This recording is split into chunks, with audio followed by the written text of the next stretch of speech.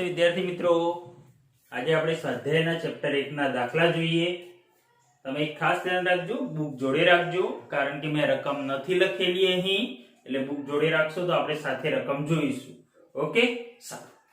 તો સ્વાધ્યાયનો પહેલા નંબરનો એક્ઝામ્પલ 2 × 10⁻7 કુલમ અને 3 × 10⁻7 કુલમ વિદ્યુત ભાર ધરાવતા, તો અહીં Q1 બરાબર 2 × 10⁻7 અને Q2 બરાબર 3 × 10⁻7 કુલમ વિદ્યુત ભાર ધરાવતા હવામાં 30 સેન્ટીમીટર અંતરે રહેલા, મિત્રો બંને વચ્ચેનું અંતર કેટલું છે? r બરાબર 30 સેન્ટીમીટર, એટલે કે 30 × 10⁻2 મીટર, બે વિદ્યુત ભારિત ગોળાઓ વચ્ચે કેટલું બળ લાગે? મિત્રો અહીં આપણે લાગતું બળ F શોધવાનું છે। તો આપણે જાણીએ છીએ મિત્રો, હવામાં રહેલા બે વિદ્યુત ભારિત ગોળાઓ વચ્ચે લાગતું બળ F બરાબર kq1 q2/r²। અહીં કિંમતો મૂકી દો મિત્રો, k ની કિંમત 9 × 10⁹, q1 2 × 10⁻⁷, q2 3 × 10⁻⁷, અને r 30 × 10⁻², અને અહીંયા r² છે મિત્રો, એટલે આનો આપણે શું કરીશું? સ્ક્વેર કરીશું। ઓકે, તો આનું તમે સાદુરૂપ આપશો તો તમને 6 × 10⁻³ ન્યૂટન જેટલું આ લાગતું બળ, બે વિદ્યુત ભારો વચ્ચે લાગતું બળ મળશે। અને આ બળ કયા પ્રકારનું હશે મિત્રો? બંને વિદ્યુત ભારો કેવા છે? સમાન છે, એટલે કે સમાન વિદ્યુત ભારો વચ્ચે અપાકર્ષી બળ, એટલે કે આ બળ અપાકર્ષી પ્રકારનું હશે। Okay, example 1। સ્વાધ્યાયનો એક્ઝામ્પલ નંબર 2, 0.4 માઇક્રોકુલમ વિદ્યુત ભાર ધરાવતા એક નાના ગોળા પર બીજા -0.8 માઇક્રોકુલમ વિદ્યુત ભાર ધરાવતા નાના ગોળા વડે હવામાં લાગતું સ્થિત વિદ્યુત બળ 0.2 ન્યૂટન છે। મિત્રો અહીં એક વિદ્યુત ભાર Q1 બરાબર 0.4 માઇક્રોકુલમ, એટલે કે 0.4 × 10⁻6 કુલમ। ઓકે, અને બીજું છે વિદ્યુત ભાર મિત્રો Q2 બરાબર -0.8 × 10⁻6 કુલમ। આ બંને વચ્ચે લાગતું બળ મિત્રો, સ્થિત વિદ્યુત બળ F બરાબર કેટલા ન્યૂટન આપ્યું છે? 0.2 ન્યૂટન આપ્યું છે। મિત્રો અહીં k બરાબર 9 × 10⁹ ન્યૂટન મીટર સ્ક્વેર પ્રતિ કુલમ સ્ક્વેર। તો લાગતું બળ આપેલું છે મિત્રો, બંને વિદ્યુત ભાર આપેલા છે, એક પ્લસ છે એક માઈનસ છે। ઓકે, તમારે બંને વિદ્યુત ભારો વચ્ચેનું અંતર r શોધવાનું છે। r શું? ઓકે, ચલો શોધી દઈએ। તો મિત્રો આપણા જો સૂત્ર છે, F બે વિદ્યુત ભારો વચ્ચે લાગતું બળ F બરાબર kq1 q2/r²। આમાં મિત્રો આ બધી કિંમતો મૂકી દો, q1 q2 ની, પણ ખાસ ધ્યાન રાખજો મિત્રો, આ સૂત્રમાં જ્યારે તમે q1 q2 ની કિંમત મૂકો છો ને, એટલે q1 q2 હંમેશા શેમાં હોય? મૂલ્યમાં। ભલે અહીંયા વિદ્યુત ભાર ઋણ રહ્યો, પણ તમારે તો અહીંયા કિંમત જે મૂકો હંમેશા શેમાં મૂકવાની? મૂલ્યમાં મૂકવાની મિત્રો, એટલે અહીંયા કિંમત હંમેશા ધન જ મૂકો છો તમે। ક્લિયર? ખાસ યાદ રાખજો। તો અહીં મિત્રો આ કિંમતો મૂકી દો તમે, અને આપણે જો સાદુરૂપ આપીએ તો r² 144 × 10⁻⁴, અને આનું રૂટ કાઢો તો 144 નું વર્ગમૂળ 12, 10⁻⁴ નું 10⁻2 મીટર, એટલે કે r 0.12 મીટર, કે જે બે વિદ્યુત ભારો વચ્ચેનું અંતર છે। ક્લિયર? આવડવું જોઈએ।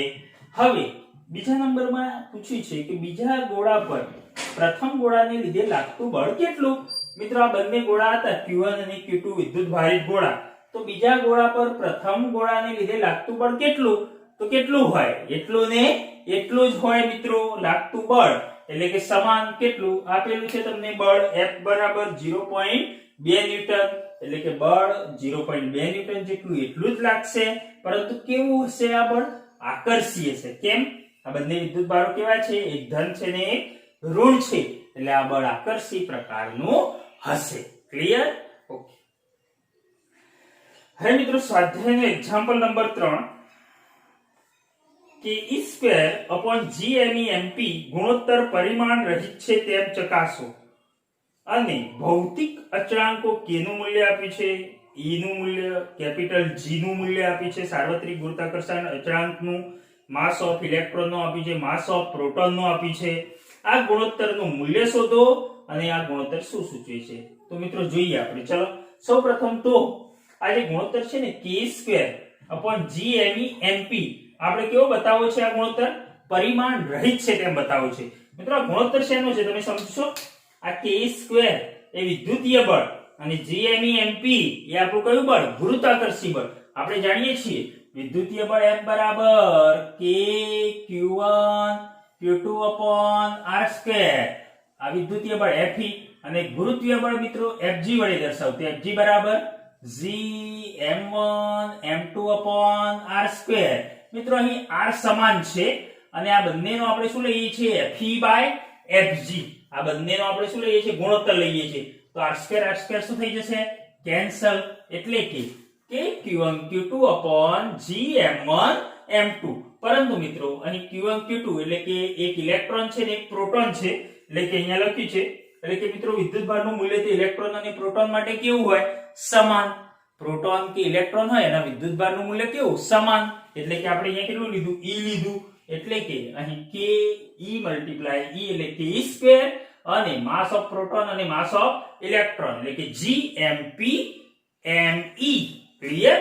તો અહીં એ બંનેનો આપણે ગુણોત્તર લીધો છે k²/gme mp. હવે આના મિત્રો k નો એકમ તમે જાણો છો આ સૂત્ર ઉપરથી બનાવી દો. k નો યુનિટ શું થાય? ન્યૂટન. r² ને આ બાજુ જવા દો તો મીટર સ્ક્વેર અને q1 q2 કુલમ ગુણ્યા કુલમ. કુલમ સ્ક્વેર ને નીચે જવા દો તો ન્યૂટન મીટર સ્ક્વેર પ્રતિ કુલમ સ્ક્વેર એટલે કે કુલમની -2 મલ્ટીપ્લાય e વિદ્યુતભારનો પ્રાથમિક એકમ જેનો એકમ થાય મિત્રો કુલમ ગુણ્યા કુલમ એટલે કુલમ સ્ક્વેર અપોન g નો એકમ. મિત્રો g નો એકમ પણ તમે ધારી શકો છો આના પરથી. F Gm1m2/r². આમાં g ને સૂત્ર કરતા બનાવી દો તો શું થાય? Fr²/m1m2. Fr² એટલે કે ન્યૂટન મીટર સ્ક્વેર ભાગ્યા m1m2 છેદમાં ગયા એટલે કે કિલોગ્રામ સ્ક્વેર. થાય આ રીતે તો ન્યૂટન મીટર સ્ક્વેર પ્રતિ કિલોગ્રામ સ્ક્વેર એટલે કે કિલોગ્રામની -2 મલ્ટીપ્લાય મિત્રો MEMP એટલે કે કિલોગ્રામ ગુણ્યા કિલોગ્રામ એટલે કે કિલોગ્રામનું સ્ક્વેર. ક્લિયર? મિત્રો આ ચકાસી લો. Newton cancel, metre square cancel, કુલમની -2 + 2 કેન્સલ, કિલોગ્રામની -2 + 2 કેન્સલ. એટલે કે મિત્રો આ એકમ રહિત એટલે કે પરિમાણ રહિત m0 l0 t0 મળશે. ક્લિયર? તો મિત્રો આ બંને બળો જ છે અને બંને બળો હોય Fe અને Fg વિદ્યુતીય બળ અને ગુરુત્વાકર્ષી બળ. તો બળોનું તો ગુણોત્તર કેવું થશે? બળ ભાગ્યા બળ એટલે કે પરિમાણ રહિત જ મળશે. ક્લિયર? હવે સેકન્ડ પોઈન્ટ એવો છે કે બંનેના ગુણોત્તર જે છે એ કેટલો છે એ આપણે શોધવું છે અને બંને બળો વચ્ચે શું તફાવત છે એ પણ આપણે જાણવું છે. તો એક કામ કરીએ મિત્રો, અહીં આ રીતે ગુણોત્તર આપ્યો છે k²/gme mp. પણ મેં અહીંયા તમને શીખવાડ્યું કે આ Fe બળ હતું અને આ Fg ગુરુત્વાકર્ષી બળ હતું. એટલે કે Fe/Fg પણ લખી દેવાય મિત્રો આ રીતે. અંતર r² સમાન હતું એટલે r² શું થઈ ગયું? કેન્સલ થઈ ગયું. ઓકે, તો Fe/Fg k²/gme mp. મિત્રો કિંમતો મૂકી દો. k ની વેલ્યુ 9 × 10⁹, e ની વેલ્યુ 1.6 × 10⁻19 હોલ સ્ક્વેર અને g ની વેલ્યુ મિત્રો આપણે જાણીએ છીએ 6.67 × 10⁻11. માસ of electron 9.1 × 10⁻31. Mass of proton 1.67 × 10⁻27. 67 પણ લખેલું હોય છે, ઘણી વખત 66 પણ હોય છે. તો 1.66 × 10⁻27 કિલોગ્રામ. ઓકે, હવે મિત્રો આનું તમે સાદુરૂપ આપશો તે તમને લગભગ મળશે Fe/Fg = 2.29 × 10⁻39. એનો મતલબ શું થયો મિત્રો કે અહીં તમે કહી શકો છો કે Fe/Fg નો જે આ ગુણોત્તર તમે લીધો એ અહીંયા કેટલો 10⁻39 મળે છે. એટલે આવું લખાય Fe = Fg ને આ બાજુ લઈ જાઓ તો 10⁻39. આને મિત્રો લખવાની જરૂર નથી. 10⁻39 × Fg. તમે જોઈ શકો છો મિત્રો અહીં કે વિદ્યુતીય બળ જે છે એ ગુરુત્વાકર્ષી બળ કરતા કેટલા ગણું મોટું છે? 10⁻39 ગણું મોટું છે. આપણે Fg ને 10⁻39 વડે ગુણ્યા એનો મતલબ શું થયો કે ગુરુત્વાકર્ષી બળ 10⁻39 ગણું નાનું છે જ્યારે વિદ્યુતીય બળ 10⁻39 ગણું મોટું છે. એટલે કે F is greater than Fg. મિત્રો પરીક્ષામાં 2020 માં આવો એમસીક્યુ પૂછાયેલો હતો કે ભાઈ વિદ્યુતીય બળ અને ગુરુત્વાકર્ષી બળ હોય તો એનો ગુણોત્તર કેટલો, બરાબર? ઓકે, તો તમને આવડવું જોઈએ. અને મિત્રો ઘણી વખત એવું પણ કરાય, હા, તમારી એક્ઝામમાં આવું પણ કર્યું કે અહીંયા Me અને Mp ઇલેક્ટ્રોન અને પ્રોટોન લીધું છે ને, એની જગ્યાએ એમ કે બંને ઇલેક્ટ્રોન અથવા તો કે બંને પ્રોટોન, તો એ વખત આ ગુણોત્તરનું મૂલ્ય શું થશે? બદલાઈ જશે. એટલે મિત્રો ખાસ જો બંને ઇલેક્ટ્રોન કીધા હોય તો અહીંયા માસ ઓફ ઇલેક્ટ્રોન ગુણ્યા માસ ઓફ ઇલેક્ટ્રોન આવશે. ઓકે, અને પ્રોટોન કીધા હોય તો માસ ઓફ પ્રોટોન ગુણ્યા માસ ઓફ પ્રોટોન, ત્યારે ગુણોત્તર મૂલ્ય બદલાશે. પરંતુ બંને કિસ્સામાં Fe is greater than Fg હશે. ક્લિયર? ભૂલ ના થાય. ઓકે, એમસીક્યુ પૂછાયેલો છે 2020 માં આના પરથી. ચલો મિત્રો, સ્વાધ્યાયનો એક્ઝામ્પલ નંબર 4 બહુ સરળ છે. તમને શું કીધેલું છે જુઓ રકમમાં. પદાર્થનો વિદ્યુતભાર ક્વોન્ટમિત થયેલો છે. એ કથનનો અર્થ સમજાવો. મિત્રો, પદાર્થનો વિદ્યુતભાર ક્વોન્ટમિત થયેલો છે. આપણે ભણ્યા છીએ આગળ ક્વોન્ટાઇઝેશન અથવા તો ક્વોન્ટમીકરણ. આપણે ભણ્યા છીએ કે મિત્રો પદાર્થ પરનો કુલ વિદ્યુતભાર Q હંમેશા મૂળભૂત વિદ્યુતભાર E, મૂળભૂત વિદ્યુતભાર E, જેને વિદ્યુતભારનો પ્રાથમિક એકમ પણ કહે છે. ચાહે પ્રોટોન હોય, ઇલેક્ટ્રોન હોય, બધા જ વિદ્યુતભારના માટે વિદ્યુતભારનો પ્રાથમિક એકમનું મૂલ્ય સમાન E = 1.6 × 10⁻⁻19 કુલમ. ઓકે, તો E ના મૂલ્યના પૂર્ણ ગુણાંકમાં જ હોય છે. તો મિત્રો આપણે ક્વોન્ટમીકરણમાં જોયું હતું કે હંમેશા પદાર્થ પરનો કુલ વિદ્યુતભાર Q એ મૂળભૂત વિદ્યુતભાર E ના પૂર્ણ ગુણાંકમાં હોય છે. એટલે કે Q બરાબર Ne, જેન બરાબર આપણે લખ્યું હતું કે મિત્રો +-1 +-2. ક્લિયર? તો આ મિત્રો આનું ક્વોન્ટમીકરણ થયું. ઓકે, ત્યારે એકલ દોકલ વિદ્યુતભાર મિત્રો ત્યારે પોઈન્ટમાં કે રીતે હશે નહીં, પરંતુ હંમેશા પૂર્ણ ગુણાંકમાં જ હશે. ઓકે, પછી બીજા નંબરમાં આપણને કીધેલું છે સ્થૂળ એટલે કે સ્થૂળ એટલે શું કહીએ મિત્રો? મેક્રો. સ્થૂળ એટલે મેક્રો, મોટું. ઓકે, અને સૂક્ષ્મ એટલે માઇક્રો, નાનું. સૂક્ષ્મ એટલે માઇક્રો, નાનું, અને સ્થૂળ એટલે મોટું, મેક્રો. તો સ્થૂળ એટલે કે મોટા માપક્રમ પર વિદ્યુતભારો સાથે કામ કરતા વખતે આપણે વિદ્યુતભારનું ક્વોન્ટમીકરણ શા માટે અવગણી શકીએ? મિત્રો, મોટા માપક્રમ પર વિદ્યુતભારો સાથે કામ કરતી વખતે, મોટા માપક્રમ પરના વિદ્યુતભારો પર, એટલે કે એ વખત વિદ્યુતભારનું મૂલ્ય કેવું હશે? ઘણું વધારે હશે. વિદ્યુતભાર કેવો હશે? ઘણો મોટો હશે મિત્રો એ પદાર્થમાં. તો એ વખત આપણી ક્વોન્ટમીકરણ કેમ અવગણીએ છીએ? તો મિત્રો એ વખત શું થાય છે? તો એ વખત વિદ્યુતભારનું મૂલ્ય તો ઘણો મોટો છે. ઓકે, તો વિદ્યુતભાર એટલો બધો છે પદાર્થમાં કે જે સતત, અહીંયા પદાર્થમાં રહેલો વિદ્યુતભાર એટલો બધો છે કે જે સતત શું થાય છે? વહેતો જ રહે છે. સતત આ વિદ્યુતભાર મળે છે. એટલે કે એ વખત મિત્રો આપણે કોઈ પણ વિદ્યુતભારને ક્વોન્ટમીકરણ એટલે કે n વડે, આ n વડે જે આપણે અહીંયા ગુણ્યા છે ને, એ ગુણવાની કે એવી કઈ જરૂર નથી. કારણ કે વિદ્યુતભાર પોતે કેવો છે? સતત છે. સતત ખૂબ મોટા પ્રમાણમાં છે. એટલે કે મોટા પ્રમાણમાં હોય ત્યારે આપણે ક્વોન્ટમીકરણ એવો ઉલ્લેખ ન કરીએ તો પણ ચાલે છે. તો મિત્રો અહીંયા મેં લખ્યું છે મોટા ક્રમના વિદ્યુતભારની ચર્ચામાં આપણે ક્વોન્ટમીકરણને અવગણીએ છીએ કારણ કે નું મૂલ્ય ખૂબ ઓછું હોય છે અને n નું મૂલ્ય ખૂબ વધારે હોય છે. Q એ કેવો હોય છે? સતત હોય છે. Q મિત્રો સતત હોય, સતત વિદ્યુતભાર અંદર સમાયેલો છે. એટલે કે વિદ્યુતભારનો મોટો જથ્થો સતત વહે છે, વિદ્યુતભાર જથ્થામાં છે. એ વખત આપણે મિત્રો એને ક્વોન્ટમીકરણ 1 2 3 એવું કરવાની કોઈ જરૂર નથી. ક્લિયર? હવે મિત્રો આના પછી ચલો મિત્રો સ્વાધ્યાયનો દાખલા નંબર 5 આપણે રકમ જોઈએ. શું લખ્યું છે? જ્યારે કાચના સળિયાને રેશમના કપડા સાથે ઘસવામાં આવે છે ત્યારે બંને વિદ્યુતભાર પર તે દેખાડે છે. ત્યારે વિદ્યુતભાર બંને પર દેખાડે છે. આવી ઘટના પદાર્થોની અન્ય જોડીઓ માટે પણ જણાય છે. વિદ્યુતભાર સંરક્ષણના નિયમ સાથે આ સુસંગત છે કે નહીં તે જણાવો.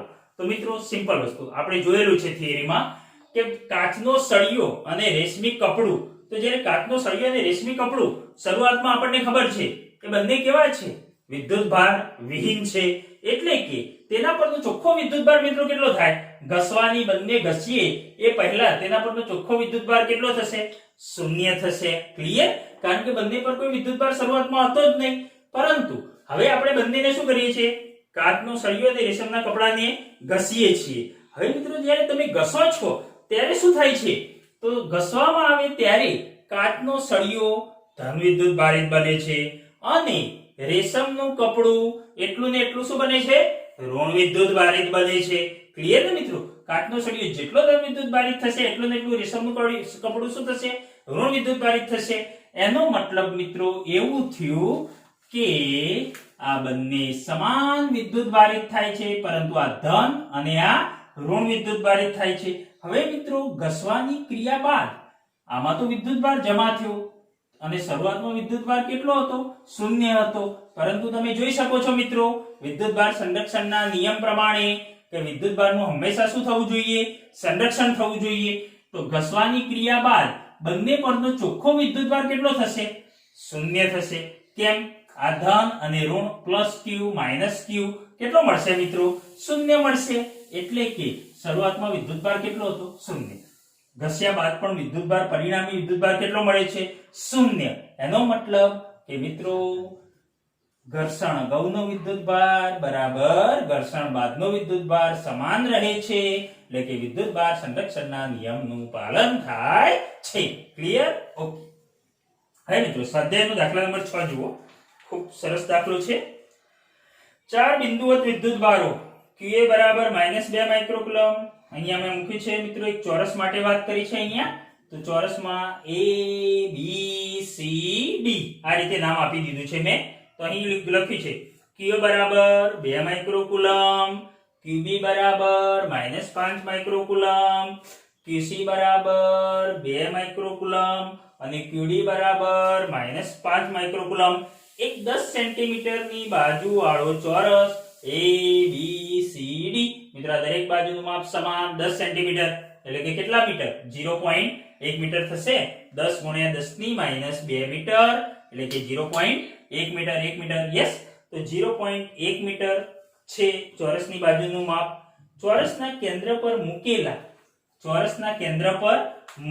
અહીં ચોરસના કેન્દ્ર પર મિત્રો 1 માઇક્રોકુલમ વિદ્યુતભાર પર લાગતું બળ શોધવાનું છે. આ કેન્દ્ર પર 1 માઇક્રોકુલમ વિદ્યુતભાર પર લાગતું બળ શોધવાનું છે. ક્લિયર? સમજણમાં આવી ગઈ રકમ? ઓકે. ચોરસના 4 શિરોબિંદુઓ A B C D પર આપણે 4 વિદ્યુતભારો મૂકી દીધા. ઓકે. અહીંયા તમે જોઈ શકો છો બાજુનું માપ પણ કેવું છે, સમાન છે. અને મિત્રો કેન્દ્ર O થી દરેકના શિરોબિંદુનું અંતર કેવું હશે, કેન્દ્ર O થી દરેકના શિરોબિંદુનું અંતર સમાન હશે. ધારો કે સમાન r જેટલું આપણે લઈએ તો કેવું સમાન હોય. ઓકે. અને અહીં કેન્દ્ર પર 1 માઇક્રોકુલમ વિદ્યુતભાર મૂકેલ છે. ઓકે સારું. હવે અહીં આપણે ફર્સ્ટ નંબર એમ કીધું છે તમને કે લાગતું અનુક્રમે 1 માઇક્રોકુલમ વિદ્યુતભાર પર લાગતું બળ શોધવાનું છે. કઈ વાંધો નહીં. તો મિત્રો આ 1 માઇક્રોકુલમ વિદ્યુતભાર છે એના પર કોના વડે બળ લાગશે, તો એના પર અનુક્રમે A પર મૂકેલા વિદ્યુતભાર વડે આના પર બળ લાગશે, B પર મૂકેલા વિદ્યુતભાર વડે આના પર બળ લાગશે, C પર મૂકેલા વિદ્યુતભાર વડે અને એ જ રીતે D પર મૂકેલા વિદ્યુતભાર વડે. હવે મને કહો મિત્રો A બરાબર કેટલા માઇક્રોકુલમ છે, 2 માઇક્રોકુલમ છે ને. ઓકે. અને આ કેટલા છે, 1 માઇક્રોકુલમ. આ બંને કયા વિદ્યુતભારો છે, ધન વિદ્યુતભાર છે. યસ ઓર નો? જો બંને ધન વિદ્યુતભાર હોય તો A વડે O પર લાગતું બળ કઈ બાજુ હોય મિત્રો, આકર્ષણ કે અપાકર્ષણ? તો તમે જોઈ શકો છો મિત્રો સમાન વિદ્યુતભારો વચ્ચે કેવું બળ લાગશે, અપાકર્ષી. એટલે કે A વડે O પર લાગતું બળ કેમ ધકેલશે, આમ દૂર ધકેલશે. એટલે કે A વડે લાગતું બળ આ રીતે બતાવી શકાય મિત્રો, FA. ઓકે સારું. એ જ રીતે મિત્રો C વડે, તો C પર કેટલા માઇક્રોકુલમ છે, ધન 2 માઇક્રોકુલમ છે અને આ પણ ધન 1 માઇક્રોકુલમ છે. તો બંને સમાન. તો C વડે O પર લાગતું બળ કઈ બાજુ હશે, સમાન વિદ્યુતભાર છે. તો C મિત્રો ને O પર રહેલા વિદ્યુતભારને ક્યાં ધકેલશે, દૂર ધકેલશે. એટલે કે સી વડે લાગતું બળ આ બાજુ બતાવવું જોઈએ આપણે, એટલે કે સી પર લાગતું બળ Fc. ઓકે, એ જ રીતે મિત્રો બી કેટલો છે -5 માઇક્રોકુલમ, અને અહીં 1 માઇક્રોકુલમ આપણે ઓ પર લાગતું બળ શોધવાનું છે. તો મને કહેશો મિત્રો આ ઋણ વિદ્યુત ભાર છે અને આ ધન વિદ્યુત ભાર છે, એનો મતલબ બંને વચ્ચે કેવું થાય આકર્ષી બળ. એનો મતલબ કે બી વડે ઓ પર રહેલા આ વિદ્યુત ભાર પર આકર્ષી બળ લાગે, એટલે કે મિત્રો આ રીતે લખાય બી વડે લાગતું આકર્ષી બળ Fb. Yes or no? Okay, અને એ જ રીતે મિત્રો સી પર -5 માઇક્રોકુલમ ડી પર -5 માઇક્રોકુલમ વિદ્યુત ભાર છે અને ઓ પર 1 માઇક્રોકુલમ છે. તો આ ઋણ વિદ્યુત ભાર વડે આ ધન વિદ્યુત ભાર પર કેવું બળ લાગશે આકર્ષી બળ લાગશે. યસ ને? તો અહીંયા આપણે લખાય ડી વડે લાગતું આકર્ષી બળ Fd. ઓકે, અહીં મિત્રો એક વસ્તુ જોવા જેવું છે, એ પર 2 માઇક્રોકુલમ છે, એ જ રીતે સી પર પણ 2 માઇક્રોકુલમ છે. એનો મતલબ QA અને QC વિદ્યુત ભારના મૂલ્ય કેવા છે સમાન, એટલે કે આવું લખાય QA બરાબર QC બરાબર 2 માઇક્રોકુલમ. અને એ જ રીતે મિત્રો બી પર -5 માઇક્રોકુલમ અને ડી પર પણ -5 માઇક્રોકુલમ, એટલે કેવું લખાય QB બરાબર QD બરાબર -5 માઇક્રોકુલમ. આ વિદ્યુત ભારના મૂલ્ય કેવા છે મિત્રો સમાન છે, અને કેન્દ્ર પર તો 1 માઇક્રોકુલમ વિદ્યુત ભાર છે. તો મને કહેશો અહીં ધારો કે Fc અને Fa ની વાત કરીએ તો Fa બરાબર આપણા જોડે સૂત્ર શું છે મિત્રો? આપણે જાણીએ છીએ સૂત્ર Fa બરાબર બોલો Fa બરાબર K Q Fa બરાબર K QA QO. Yes, K Q1 Q2. Q1 એટલે 2 માઇક્રોકુલમ અને Q2 એટલે 1 માઇક્રોકુલમ, એટલે કે K Q1 2 માઇક્રોકુલમ, Q2 એટલે 1 માઇક્રોકુલમ upon r². એ જ રીતે મિત્રો Fb શોધો તો Fb બરાબર K Fb બળ આમ FC બળ કેમ લાગે છે આ બાજુ લાગે છે. ઓકે, પરંતુ Fc શોધો મિત્રો ઓ પર લાગતું બળ, તો K Q1 ધારો કે 2 માઇક્રોકુલમ અને Q2 કેટલા થશે 1 માઇક્રોકુલમ upon મિત્રો C થી O સુધીનું અંતર કેટલું છે સમાન અંતર r, તો r². તો અહીંયા હું એવું કહેવા માંગુ છું મિત્રો આ Fa અને Fc આ બંને બળો કેવા મૂલ્યના બને છે જુઓ તમે, કારણ કે આ બંને વિદ્યુતભાર તો સમાન છે Q1 યસ, અને આ Q2 વિદ્યુતભાર એટલે કે 1 માઇક્રોકુલમ એ પણ બંને માટે કેવો થશે સમાન થશે, એટલે કે મિત્રો આ Fa અને Fc નું મૂલ્ય સમાન મળશે, પરંતુ બંનેની દિશા કેવી થશે પરસ્પર વિરુદ્ધ થશે. એ જ રીતે મિત્રો અહીંયા લખી શકાય આપણે A અને C વડે લાગતા બળો કેવા મૂલ્યના સમાન મૂલ્યના, પરંતુ પરસ્પર કઈ દિશા વિરુદ્ધ દિશામાં, એટલે કે Fa બરાબર -Fc. ક્લિયર? સમાન મૂલ્યના પરંતુ વિરુદ્ધ દિશા. તો અહીંયા Fa બરાબર -Fc પણ લખાય, અથવા તો Fc બરાબર -Fa પણ લખાય મિત્રો. ઓકે, સારું. એ જ રીતે B અને D, તો મિત્રો તમે જોઈ શકો છો B અને D પણ વિદ્યુતભારના મૂલ્ય કેવા છે વિદ્યુતભાર કેવા છે સમાન છે, ખાલી મિત્રો અંતર પણ શિરોબિંદુથી O સુધીનું કેવું છે સમાન છે. તો આ પણ બંને બળો કેવા હશે સમાન મૂલ્યના જ હશે, ફક્ત એમની દિશા કેવી હશે વિરુદ્ધ હશે. તો અહીંયા પણ લખી શકાય B અને D વડે લાગતા બળો, ક્યાં લાગતા બળો મિત્રો O પર રહેલા વિદ્યુતભાર પર લાગતા બળો સમાન મૂલ્યના પરંતુ પરસ્પર વિરુદ્ધ દિશામાં, એટલે કે Fb બરાબર -Fd અથવા તો Fd બરાબર -Fb પણ લખાય. ઓકે, તો આ બંને બળો સમાન મૂલ્યના પરસ્પર વિરુદ્ધ દિશામાં. તો અહીંયા કેન્દ્ર O આગળ રહેલું પરિણામી બળ કેટલું? તો અહીં આપણે મિત્રો O પર લાગતું પરિણામી બળ એટલે O પર લાગતા બધા જ બળોનો Fa Fb Fc Fd સરવાળો કરી દીધો આપણે. ઓકે, પરંતુ મિત્રો Fa બરાબર તો -Fc, Fb બરાબર તો -Fd, Fc cancel, Fd cancel, તો પરિણામી બળ કેવું મળ્યું શૂન્ય મળ્યું. ક્લિયર? આવડશે બધાને? ઓકે, તો આ રીતે મિત્રો જ્યારે પણ યાદ રાખો આવો કોઈ પણ એક્ઝામ્પલ હોય, જ્યારે પણ આવી કોઈ પણ ધારો કે આકૃતિ હોય બહુકોણ હોય અને એના પર સમાન વિદ્યુતભાર હોય આ રીતે સામસામે, અને કેન્દ્ર પર સમાન વિદ્યુતભાર રહેલો છે અને કેન્દ્રથી શિરોબિંદુ સુધીનું અંતર સમાન હોય તો પરિણામી બળ શૂન્ય મળશે. ક્લિયર? ઓકે. હવે મિત્રો કદાચ એવું પણ પૂછાય કે કેન્દ્ર O પર લાગતું બળ શોધો, તો મિત્રો Fa વડે લાગતું બળ કે Q1 Q2, Q1 એટલે 2 માઇક્રોકુલમ, Q2 એટલે 1 માઇક્રોકુલમ અપોન r2 એટલે આટલું અંતર. મિત્રો આટલું અંતર તમે શોધી શકો છો. કઈ રીતે? આ શું થશે? કાટકોણ ત્રિકોણ થશે ACB. આ કાટકોણ ત્રિકોણ લઈ લો, બરાબર છે. આ તો 0.1 આપે છે, આ પણ 0.1 આપે છે. આટલું AC શોધી દો અને AC ના કેટલા કરો મિત્રો? અડધા કરશો એટલે r મળી જશે, જે બધા માટે કેવો હશે? r સમાન હશે. તો મિત્રો કે Q1 Q2 upon r2 એ સૂત્રથી મિત્રો FA FC FB FD તમે શોધી શકો છો. ક્લિયર? અને મિત્રો FA અને FC કેવા આવશે? સમાન આવશે. અને FB અને FD કેવા આવશે? સમાન આવશે. મૂલ્ય સમાન આવશે, પરંતુ દિશા વિરુદ્ધ આવશે. ક્લિયર? ઓકે. હવે અધ્યાયનો 7મા નંબરનો દાખલો મિત્રો. તો 7મા નંબરના દાખલામાં શું કીધું છે જોઈએ આપણે. તો એક્ઝામ્પલ નંબર 7 એમાં તમે જોઈ શકો છો મિત્રો કે ક્ષેત્રરેખા, સ્થિત વિદ્યુત ક્ષેત્રરેખા એ સળંગ વક્ર છે, એટલે કે ક્ષેત્રરેખાને અચાનક ભંગાણો ગાબડા ન હોઈ શકે. આવું શા માટે મિત્રો? તો સિમ્પલ, તમે જાણો છો મિત્રો, ધારો કે કોઈ વિદ્યુતભાર છે, ધારો કે હું ધન વિદ્યુતભાર લઉં, તેનું વિદ્યુત ક્ષેત્ર આ રીતે બહારની દિશામાં હોય, આ રીતે હોય મિત્રો. હવે થાય છે શું મિત્રો? ધન વિદ્યુતભારનું વિદ્યુત ક્ષેત્ર કે ઋણ વિદ્યુતભારનું? ધનનું બહારની તરફ અને ઋણનું અંદર દાખલ થતી દિશામાં. પરંતુ આ વિદ્યુત ક્ષેત્ર મિત્રો અનંત સુધી વિસ્તરેલું હોય છે. હવે મિત્રો વિદ્યુત ક્ષેત્ર સિમ્પલ અનંત સુધી હોય, અનંત સુધી ચાલ્યું જ આવે, તો પછી વચ્ચે તમે એમ કહી શકો કે વિદ્યુત ક્ષેત્ર નથી, વટલા ભાગમાં વિદ્યુત ક્ષેત્ર નથી. મિત્રો વટલા ભાગમાં વિદ્યુત ક્ષેત્ર નહીં, અનંત સુધી કઈ રીતે હોઈ શકે? It is not possible. આ શક્ય નથી. એટલે કહેવાનો મતલબ મિત્રો, વિદ્યુત ક્ષેત્ર અહીં મિત્રો અહીંથી શૂન્યથી શરૂઆત કરીને અનંત સુધી વિસ્તરેલું હોય છે. તે વચ્ચે ક્યાંય કપાયેલું કે ભંગાણ પડેલું કે નાશ પામેલું હોતું નથી. ક્ષેત્રરેખા વિરામ કરતી નથી. ઓકે. તો અહીંયા મિત્રો મેં લખ્યું છે વિદ્યુત ક્ષેત્રના સમગ્ર વિસ્તારમાં વિદ્યુત ક્ષેત્ર રેખાઓ હોય છે. મિત્રો આજુબાજુ બધી વિદ્યુત ક્ષેત્ર રેખાઓ હોય છે.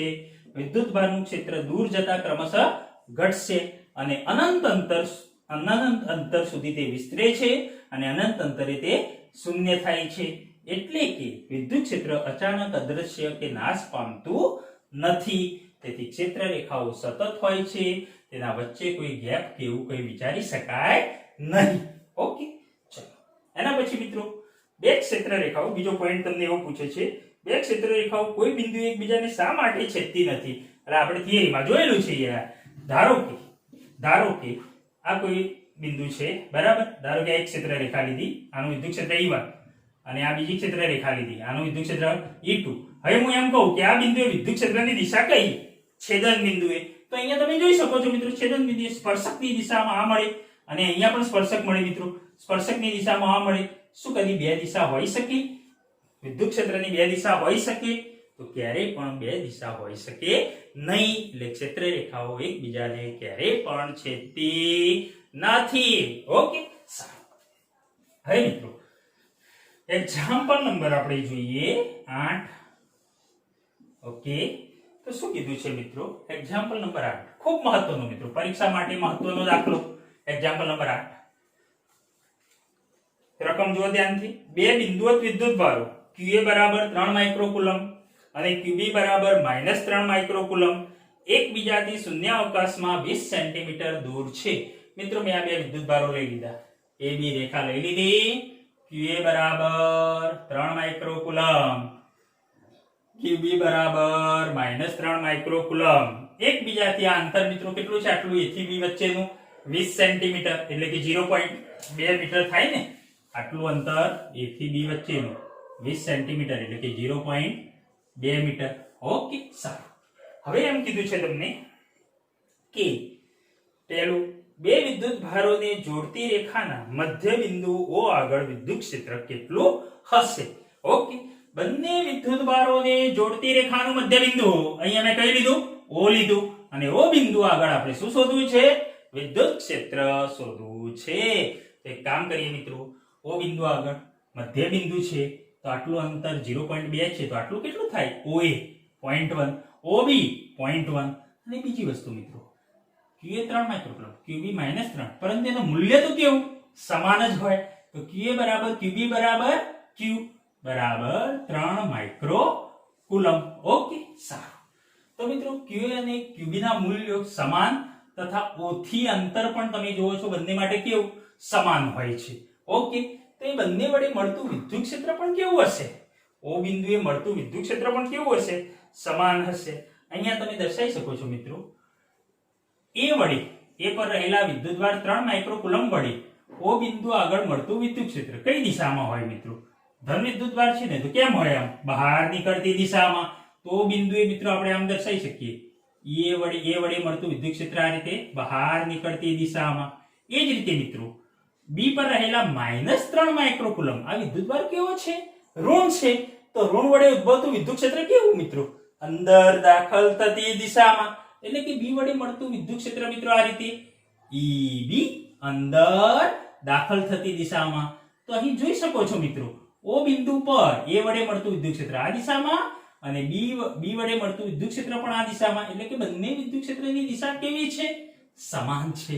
અને એક જ દિશામાં હોય તો બંનેનો મિત્રો શું થશે? સરવાળો થશે. તો અહીં આપણે લખી શકીએ, O થી અંતર સમાન છે તો EA બરાબર, હા, O થી અંતર મિત્રો શું છે? A વડે મળતા અને B વડે આ બંને સમાન છે. એટલે કે EA બરાબર EB બરાબર પરિણામી વિદ્યુત ક્ષેત્ર E કેવું? EA બરાબર EB બરાબર વિદ્યુત ક્ષેત્ર E સમાન.